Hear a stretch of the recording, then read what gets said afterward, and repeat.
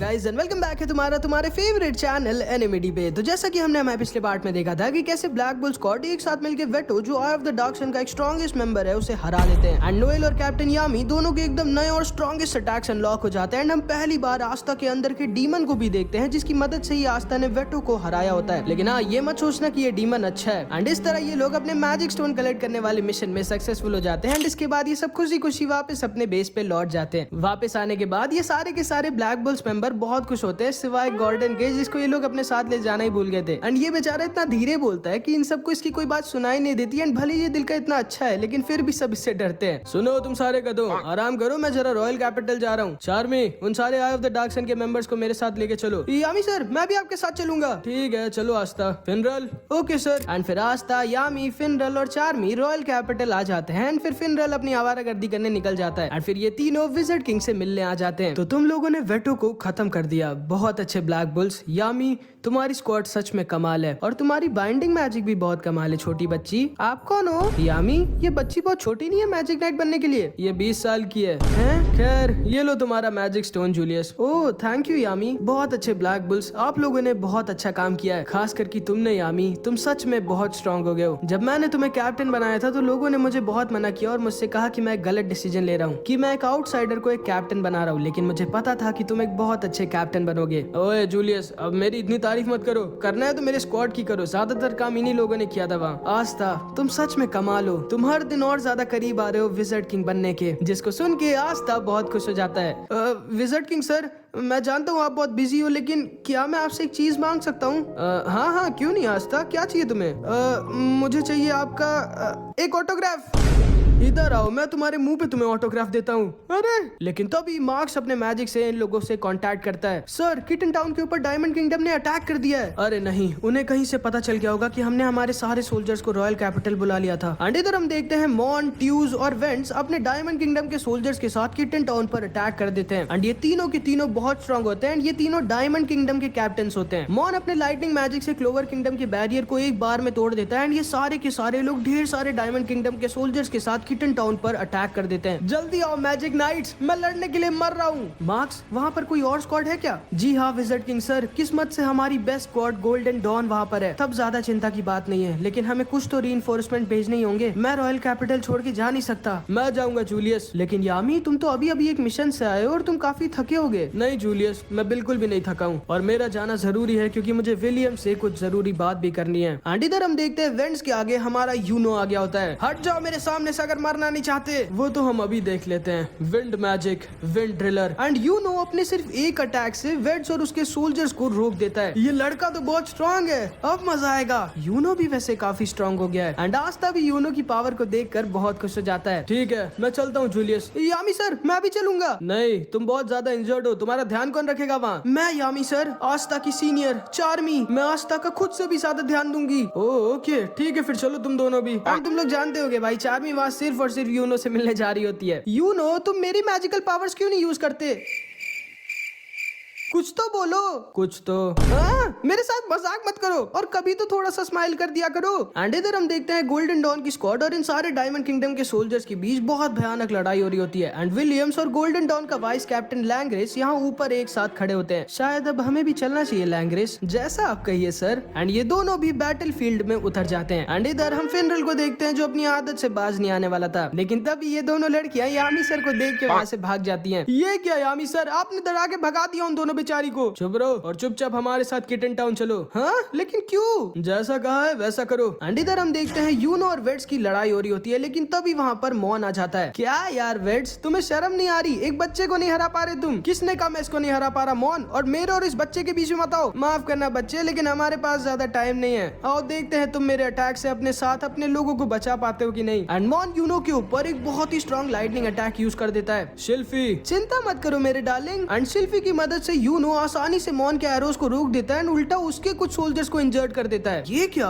इसने मेरे अटैक को रोकने के साथ साथ मेरी शील्ड तोड़ के मेरे सोल्जर्स को भी इंजर्ड कर दिया। अब मैं तुमसे सवाल पूछता हूँ, क्या तुम अपने साथ अपने लोगों को मुझसे बचा पाओगे? कौन है ये लड़का? एंड इधर हम स्मोकर को देखते हैं, ये भी शायद तुम लोगों को याद होगा। तो वो है इन सब का लीडर, लेकिन ये कर क्या रहा है? इसने पूरे शहर में अपनी रूट्स क्यों फैला दी हैं? एंड इधर हम देखते हैं विलियम्स ने पूरे किटन टाउन को अपने मैजिकल रूट से घेर लिया होता है एंड इधर ये सारे के सारे गोल्डन डॉन के मैजिक नाइट्स इन सारे सारे डायमंड किंगडम वालों को हरा रहे होते हैं सिवाय ट्यूस के, जिसके पास स्लाइम मैजिक होता है एंड ये बहुत स्ट्रॉन्ग होता है। लेकिन तभी ट्यूस के आगे गोल्डन डॉन का वाइस कैप्टन लैंग्रेस आ जाता है एंड ये भी बहुत स्ट्रॉन्ग होता है एंड ये अपने एक अटैक से डायमंड किंगडम के इस कैप्टन ट्यूस को हरा देता है। एंड इसके पास भी फिनरल की तरह टेलीपोर्ट मैजिक होता है, लेकिन ये खुद टेलीपोर्ट नहीं हो सकता, ये चीजों को टेलीपोर्ट कर सकता है। एंड इसने अपने मैजिक से ट्यूस की आधी बॉडी के साथ साथ पीछे के कुछ घरों को टेलीपोर्ट कर दिया होता है एंड ट्यूस बहुत ज्यादा इंजर्ड हो जाता है। एंड इधर हम स्मोकर को देखते हैं जो विलियम्स की मैजिक को समझ जाता है। अरे नहीं, ये अपनी रूट से पूरे टाउन के सारे लोगों की मैजिक को एब्जॉर्ब कर रहा है। ये जरूरी कोई बहुत ही स्ट्रॉन्ग अटैक यूज करने वाला है। एंड स्मोकर को बिल्कुल सही लगा होता है, टाइम आ चुका है। एंड विलियम्स फिर अपना मैजिक यूज करता है, डिवाइन ट्री मैजिक,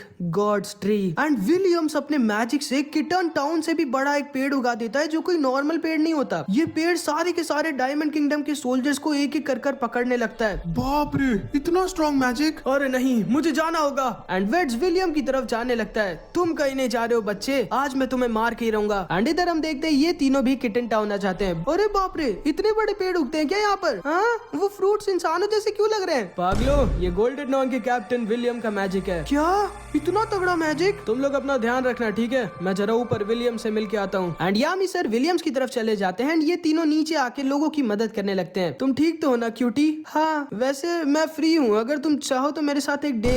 यार, सारी लड़कियां मुझे इग्नोर क्यों कर देती हैं? एंड तभी इन सबको अपने ऊपर यूनो और मोन दिखते हैं जिनके बीच बहुत ही भयानक लड़ाई हो रही होती है। ओह, ये तो मेरा प्रिंस है। एंड इधर हम देखते हैं यूनो डायमंड किंगडम के कैप्टन के ऊपर भारी पड़ रहा होता है। नहीं, मैं हार नहीं सकता, मैं कैप्टन हूँ। नहीं, तुम मुझे नहीं हरा सकते। तुम्हारा बदसूरत मैजिक मेरे खूबसूरत मैजिक को नहीं हरा सकता। शायद तुम्हें कोई गलत फहमी है, लड़ाई में खूबसूरत मैजिक नहीं जीतता, ताकतवर मैजिक जीतता है। एंड यूनो मोन के सीने के अंदर अपना विंड स्पीयर घुसेड़ देता है एंड मोन को अकेले हरा देता है। यूनो तो सच में बहुत स्ट्रांग हो गया है। एंड इधर हम देखते हैं विलियम्स अकेले अपने गॉड ट्री के ऊपर खड़ा होता है, लेकिन तभी वेड्स विलियम के पास अपने मैजिक से पहुंच जाता है। तुम्हें लगता है तुम अकेले हम सबको हरा सकते हो? माफ करिएगा कैप्टन वेड्स, लेकिन आप हार चुके हैं। नहीं, तब तक नहीं जब तक मैं जिंदा हूँ। एंड तभी वेड्स अपने रेड क्ले मैजिक से विलियम्स को पकड़ लेता है। क्या हुआ, अब कैसे बचोगे तुम? लेकिन तभी विलियम्स अपने मैजिक से वेड्स को एक पेड़ बना देता है एंड वेड्स वहीं पर मारा जाता है। एंड तभी अचानक से पीछे से स्मोकर विलियम्स के ऊपर अटैक कर देता है, लेकिन तभी विलियम्स को कैप्टन यामी बचा लेते हैं। Hello Williams. अरे नहीं, ये तो वही लड़का है। ओ बुढ़ाऊ, अभी तुम्हें और लड़ना है या यहाँ से भाग रहे हो? हाँ, तुम मुझे भूल गए क्या?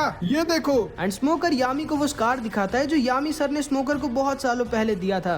मुझे तुम्हारा सीना देखने का कोई शौक नहीं, जल्दी बताओ लड़ना है या नहीं? नहीं, मैं इतना पागल नहीं हूँ कि मैं तुमसे अकेले लड़ूं। एंड तभी स्मोकर अपने कुछ और साथियों के साथ वापस डायमंड किंगडम भाग जाता है। एंड अब सिर्फ कैप्टन यामी और कैप्टन विलियम्स यहाँ पर ऊपर खड़े होते हैं। एंड तभी कैप्टन यामी विलियम से बोलते हैं, विलियम्स मुझे तुमसे कुछ बात करनी है। हाँ हाँ, क्या हुआ यामी? देखो विलियम्स, हम दोनों एक दूसरे को बहुत सालों से जानते हैं। हमने कई लड़ाइयाँ साथ में लड़ी है, कई बार मरते मरते बचे हैं और हमने एक दूसरे की जान कई बार बचाई है। इसलिए भले ही तुम मुझे अपना दोस्त मानो ना मानो, लेकिन मैं तुम्हें अपना दोस्त मानता हूँ। इसीलिए मैं तुम्हारे साथ जबरदस्ती नहीं करना चाहता। आखिर कहना क्या चाहते हो तुम यामी? मैं जानता हूँ तुम्हारे पास ट्री मैजिक है, लाइट मैजिक नहीं, लेकिन तुम्हारी आवाज, तुम्हारी बॉडी, यहाँ तक कि तुम्हारी की, सब कुछ आई ऑफ द डार्क सन के लीडर लाइट से मैच करती है। ओह, तो तुम्हें शक है कि मैं आई ऑफ द डार्क सन का लीडर लाइट हूँ? हाँ, मैं जानता हूँ तुमने आज तक अपना चेहरा किसी को नहीं दिखाया विलियम्स, लेकिन आज मैं चाहता हूँ कि तुम मुझे अपना चेहरा दिखाओ। एंड ये दोनों एक दूसरे को घूरने लगते हैं। एंड इधर हम यूनो को देखते हैं जो नीचे आस्था से मिलने आ जाता है। फिनरल को लगता है कि यूनो तो गोल्डन डॉन का है, तो वो यहाँ नीचे आस्था को चिढ़ाने आया होगा, लेकिन हम तो जानते हैं कि यूनो ऐसा नहीं होता। आस्था, मैंने सुना कि तुमने एक आई ऑफ द डार्क सन के स्ट्रॉन्गेस्ट मेंबर को हरा दिया। तुम तो सच में काफी स्ट्रॉन्ग हो गए हो। हाँ, वैसे तुम भी बहुत स्ट्रॉन्ग हो गए हो यूनो, लेकिन विज़र्ड किंग तो मैं ही बनूंगा। नहीं, वो तो मैं बनूंगा। एंड यूनो स्माइल करने लगता है एंड सिल्फी यूनो को पहली बार स्माइल करते हुए देखती है एंड चार्मी तो यूनो की स्माइल को देख के बेहोश हो जाती है। एंड तभी वहाँ पर क्लॉस और मिमोसा आ जाते हैं एंड आस्था को देख के मिमोसा बहुत शर्मा जाती है। आस्था, तुम्हें चोट कैसे लगी? तुम ठीक तो हो ना? क्लॉस सेनपाई आप आस्था को और ज्यादा इंजर्ड कर देंगे। लो, मैं तुम्हें हील कर देती हूँ आस्था। नहीं नहीं मिमोसा, तुम जाके सिविलियंस को हील करो, मैं ठीक हूँ। ठीक है, अभी हम लोग चलते हैं, फिर हमारा काम अभी खत्म नहीं हुआ। अपना ख्याल रखना आस्था। एंड फिर क्लॉस और मिमोसा वहाँ से चले जाते हैं। ये क्या, तुम तो थोड़े और लंबे हो गए यूनो। हाँ, और शायद तुम थोड़े छोटे हो गए हो। क्या बोला तुमने? एंड सिल्फी आस्था और यूनो को देखकर रोने लगती है। तुम मुझसे कभी स्माइल करके क्यों नहीं बात करते यूनो? एंड तभी चार्मी भी यूनो के पास आ जाती है। एक्सक्यूज मी, उस दिन आपने मेरा खाना बचाया था, इसलिए मैं आपके लिए केक लाई हूँ। ओह थैंक यू। एंड सिल्फी एक बार में पे समझ जाती है कि ये लड़की भी यूनो के पीछे पागल है। ओए छोटी बच्ची, दूर रहो मेरी यूनो से। अपनी शक्ल देखी है तुमने? क्या बोला तुमने? तितली? आज मैं तुम्हें पका के खा जाऊंगी। अरे चार्मी सेनपाई, वो कोई तितली नहीं, एक विंड स्पिरिट है। एंड तभी इन लोगों के पास फिनरल भी आ जाता है। आस्था, मेरे ख्याल से अब हमें वापस चलना चाहिए। ये कौन है आस्था? ओ, ये मेरे सेनपाई है, फिनरल सेनपाई। लेकिन तभी इन लोगों को एक आवाज आती है, अरे बड़े भैया आप यहाँ क्या कर रहे हैं? एंड तभी इन लोगों के पास लांग्रिस आ जाता है। एंड असल में ये फिनरल का छोटा भाई होता है। हम तो बहुत सालों बाद मिल रहे हैं ना बड़े भैया, अभी आप थोड़े बहुत स्ट्रांग हुए या अभी भी लोगों की टैक्सी का काम करते हैं, लोगों को इधर से उधर लेके जाना? हाँ, ये बदतमीज लड़का कौन है फिनरल सेनपाई? ये मेरा छोटा भाई आस्था, गोल्डन डॉन का वाइस कैप्टन लांग्रिस। गोल्डन डॉन का वाइस कैप्टन? आप क्या सोच के यहाँ बैटलफील्ड में आए भैया? हमारी फैमिली की और ज्यादा बेइज्जती कराने? वैसे अभी तक तो आपको पता चल गया होगा बड़े भैया कि क्योंकि आप हमारी फैमिली को छोड़कर चले गए थे, इसलिए फादर ने हमारी फैमिली का अगला हेड मुझे बना दिया है। वैसे भी आपके जैसा लूजर हेड बनना डिजर्व भी नहीं करता। चुप बे, तुम्हारी हिम्मत कैसे हुई फिनरल सेनपाई से ऐसे बात करने की? इनकी मदद से हम वेटो को हरा पाए थे। रहने दो आस्था, अब मेरी आदत हो गई है लोगों के ताने सुनने की। तुम्हारे जैसे एक ब्लैक बुल मेंबर की हिम्मत कैसे हुई गोल्डन डॉन के वाइस कैप्टन से ऐसे बात करने की? तुम लोग अपनी 2 कौड़ी की औकात भूल गए हो क्या? हाँ, ये लड़का तो बहुत बदतमीज है। इधर आओ जरा, फिर मैं बताता हूँ। लेकिन तभी फिनरल इन दोनों को चुप करा देता है। लांग्रिस, तुम्हें मेरा जितना मजाक उड़ाना उड़ा लो, लेकिन मेरी स्क्वाड के किसी मेंबर के बारे में कुछ बोलने की दोबारा हिम्मत मत करना। अच्छा, और अगर मैं करूंगा तो आप क्या कर लोगे? लेकिन तभी अचानक से लांग्रिस के ऊपर ट्यूस फिर से अटैक कर देता है। एंड ये अभी भी मरा नहीं होता। मैं तुम्हें छोड़ूंगा नहीं। तुम्हें लगा भी कैसे कि तुम मुझे इतनी आसानी से मार दोगे? एंड इस बार ट्यूस अपने साथ ढेर सारे सिविलियंस को भी लाया होता है अपने साथ, ताकि लांग्रिस उसके ऊपर दोबारा अपना अटैक ना यूज कर पाए। अब कैसे तुम मुझ पर अपना स्पेशल मैजिक यूज करोगे? हाँ, तुम्हें क्या लगता है इन थोड़े बहुत इंसानों के लिए मैं तुम्हें जिंदा छोड़ दूंगा? थोड़े बहुत लोग तो इतने बड़े अटैक में मरेंगे ही। एंड लांग्रिस ट्यूस के साथ साथ इन सारे सिविलियंस को भी मारने वाला होता है। रुक जाओ, तुम इन बेचारे सिविलियंस के ऊपर अपना अटैक यूज नहीं कर सकते? तुम भूल गए क्या तुम एक मैजिक नाइट हो? हाँ, तो फिर मैं क्या करूँ? चुपचाप मर जाऊँ? नहीं, उसकी जरूरत नहीं है। हम ब्लैक बुल्स वाले से संभाल लेंगे। चार्मी सेनपाई, फिनरल सेनपाई, ठीक है आस्था। एंड तभी चार्मी अपने मैजिक से आस्था को ट्यूस की तरफ उड़ा देती है। तुम ब्लैक बुल्स वाले मुझे नहीं हरा सकते। लेकिन इससे पहले आस्था को ट्यूस का अटैक लगता, फिनरल आस्था को ट्यूस के ऊपर टेलीपोर्ट कर देता है। आस्था अपनी स्वॉर्ड से ट्यूस के स्लाइम मैजिक को खत्म कर देता है। ये कैसा मैजिक है? एंड वो दोबारा से आस्था के ऊपर अटैक करने वाला होता है, लेकिन फिनरल फिर से आस्था को बचा लेता है। एंड आस्था दोबारा से ट्यूस के ऊपर अपनी स्वॉर्ड से अटैक करता है एंड ट्यूस को एक अटैक में हरा देता है। एंड इस तरह ब्लैक बुल्स आसानी से ट्यूस को हरा देते हैं। बहुत अच्छे आस्था। एंड फिर फिनरल लांग्रिस से कहता है, ध्यान से सुनो लांग्रिस, तुम भले ही मुझसे ज्यादा स्ट्रांग हो, लेकिन ये सोचने की गलती मत करना कि गोल्डन डॉन ब्लैक बुल से ज्यादा स्ट्रांग है। एंड इधर हम कैप्टन यामी और विलियम्स को देखते हैं जो बस एक दूसरे को देख रहे होते हैं। एंड हवा बहुत तेज चल रही होती है, लेकिन तभी विलियम्स बोलता है, ठीक है यामी, मैं तुम्हें अपना चेहरा दिखा देता हूँ। एंड फिर विलियम्स अपना मास्क उतार देता है। एंड विलियम्स लाइट नहीं होता, बस इसके फेस पे एक बहुत ही बड़ा स्कार होता है। तो इस स्कार की वजह से तुम अपना मास्क पहनते हो विलियम्स? हाँ। एंड फिर विलियम्स यामी सर को अपना पास बताता है कि क्योंकि जन्म से ही उसके ऊपर ये स्कार था, इसीलिए लोग विलियम्स से दूर रहते थे और उसे बहुत परेशान करते थे। यहाँ तक कि विलियम्स की मम्मी भी विलियम्स से नफरत करती थी। एंड विलियम्स का चाइल्डहुड बहुत ज्यादा सैड होता है। लेकिन एक दिन सब कुछ चेंज हो जाता है जब विजर्ड किंग विलियम्स की जिंदगी में आते हैं। वो तुम्हारा मैजिक तो कमाल है। तुम्हारा नाम क्या है बच्चे? विलियम्स। विलियम्स, तुम क्यों ना एक मैजिक नाइट बन जाओ? क्या मैं सच में मैजिक नाइट बन सकता हूँ इस कार के बावजूद? क्या लोग मुझसे डरेंगे नहीं? हाँ हाँ, क्यों नहीं, तुम जरूर बन सकते हो एक मैजिक नाइट। अच्छा रुको, तुम्हें इस कार से दिक्कत है ना, 1 मिनट रुको। एंड फिर विजर्ड किंग विलियम्स को उसका वो मास्क देते हैं जो विलियम्स आज तक पहन रहा होता है। माफ करना विलियम्स, मैंने फालतू तुम पर शक किया। अरे कोई बात नहीं यामी, और हाँ, मैं भी तुम्हें अपना दोस्त मानता हूँ। एंड इधर हम देखते हैं चार्मी और शिल्फी में अभी भी लड़ाई हो रही होती है। ठीक है, अब हमें चलना चाहिए आस्था। ओके ठीक है, अपना ख्याल रखना यूनो, तुम भी आस्था। एंड फिर आस्था, यूनो और चार्मी वहाँ से चले जाते हैं। ओए यूनो, तुम्हें शर्म नहीं आती क्या? तुम उन ब्लैक बुल्स वालों से बात कर रहे थे। नहीं, बिल्कुल नहीं, आस्था मेरा राइवल है। राइवल? किस चीज का राइवल? ओए आस्था, तुम्हारे उस गोल्डन डॉन वाले दोस्त को बुरा तो नहीं लगा होगा कि मैं ये सब बोल आया? नहीं नहीं, बिल्कुल नहीं, और वैसे भी यूनो मेरा राइवल है। राइवल? किस चीज का राइवल? एंड फिर ये दोनों साथ में बोलते हैं, विजर्ड किंग पहले बनने का।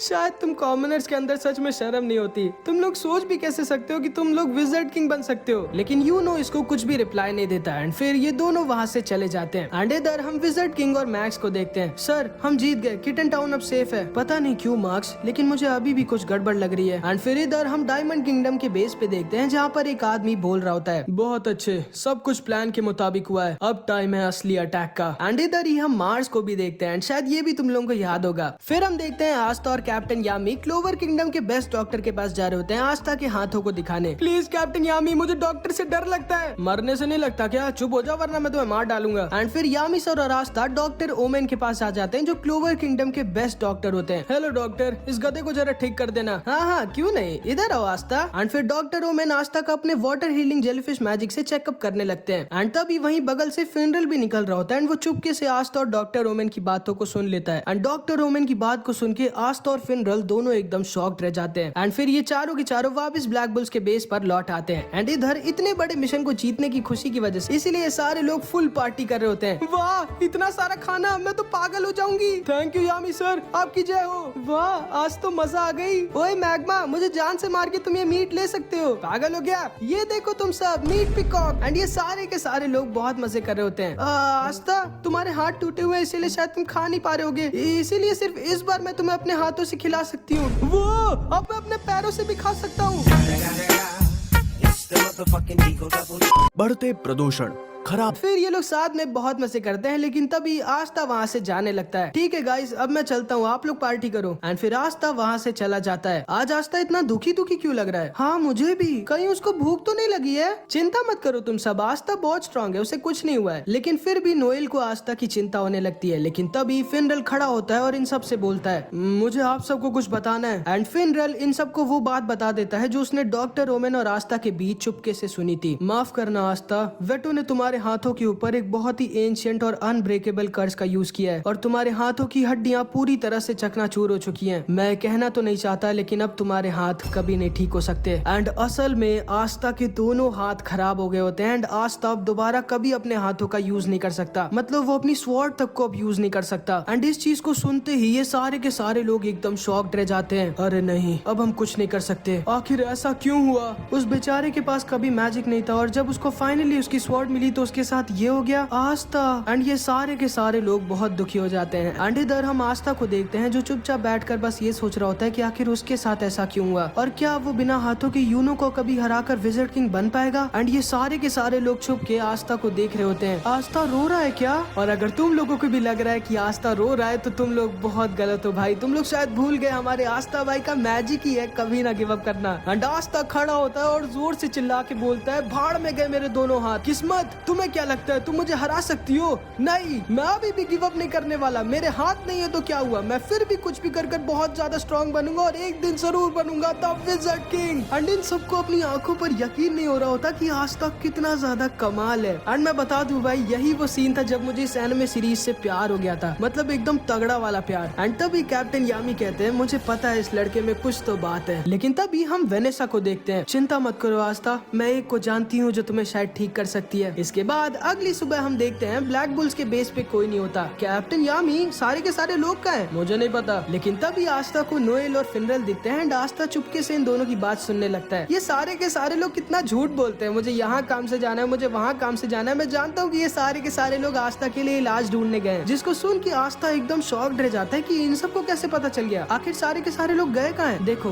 गॉच और गॉर्डन रॉयल लाइब्रेरी गए हैं आस्था के लिए कुछ इलाज ढूंढने। लक और मैग्मा डायमंड किंगडम चले गए हैं वहाँ के बेस्ट डॉक्टर के पास। एंड चार्मी और ग्रे दुनिया के सबसे खतरनाक फॉरेस्ट में गए हैं आस्था के लिए कुछ जड़ी बूटी लेने। एंड इन सब की बातों को सुन के आस्था सोच रहा होता है कि ये सारे लोग आखिर उसके लिए इतनी मेहनत क्यों कर रहे हैं। किसको लगा था कि हमें आस्था के लिए इतनी मेहनत करनी पड़ेगी? सही कहा, जबकि आस्था एक पागल, एक बुद्धू और एक मैजिकलेस गधा है जिसके पास बिल्कुल भी दिमाग नहीं है। एंड आस्था को उसके पास याद आने लगता है जब सारे लोग उसका मजाक उड़ाया करते थे। तुम्हारे पास मैजिक नहीं है, जिंदगी में कुछ नहीं कर सकते, तुम्हारे पास मैजिक नहीं है। हाँ, भले ही आस्था के पास मैजिक नहीं है लेकिन वो कभी भी गिव अप नहीं करता। हाँ, भले ही आस्था के पास मैजिक नहीं है लेकिन वो हम सबसे ज्यादा मेहनत करता है। हम सबको कुछ भी करके आस्था को ठीक करना होगा क्योंकि आस्था बनेगा एक दिन द विज़र्ड किंग। जिसको सुन के आस्था से रहा नहीं जाता है एंड वो वहाँ से चला जाता है एंड चुपचाप बेस के पीछे वाले गेट से बाहर निकल आता है एंड बोलता है, भले ही भगवान ने मुझे मैजिक नहीं दिया लेकिन भगवान ने मुझे बहुत अच्छे दोस्त दिए। एंड जिंदगी में पहली बार हम लोग हमारे आस्था भाई को रोते हुए देखते हैं। एंड एंड यहाँ पर हमारी इस मास्टरपीस एनिमे का पार्ट 13 खत्म हो जाता है। एंड हाँ, फिर से प्लीज मुझे माफ कर दो भाई, मैं जानता हूँ वीडियो फिर से काफी लेट हो गई। असल में मैं इस समय एक दूसरी एनिमे पे काम कर रहा हूँ एंड जो वीडियो बहुत जल्दी आने वाली है, असल में इसके बाद ही वो वीडियो आने वाली है एंड वो वीडियो भी बहुत मस्त होने वाली है, तो उसके लिए तैयार है ना। और हाँ, ये रहे कुछ रिडीम कोड्स मेरे एनिमेटी फैमिली के लिए, तो जो भी पहले इसको यूज करेगा उसे मिलेगा। तो बस आज की इस वीडियो में इतना ही। इस वीडियो का टारगेट रखते हैं, इस बार मैं कुछ बड़ा टारगेट रखता हूँ ताकि तुम लोग एक दिन में पूरा ना कर पाओ।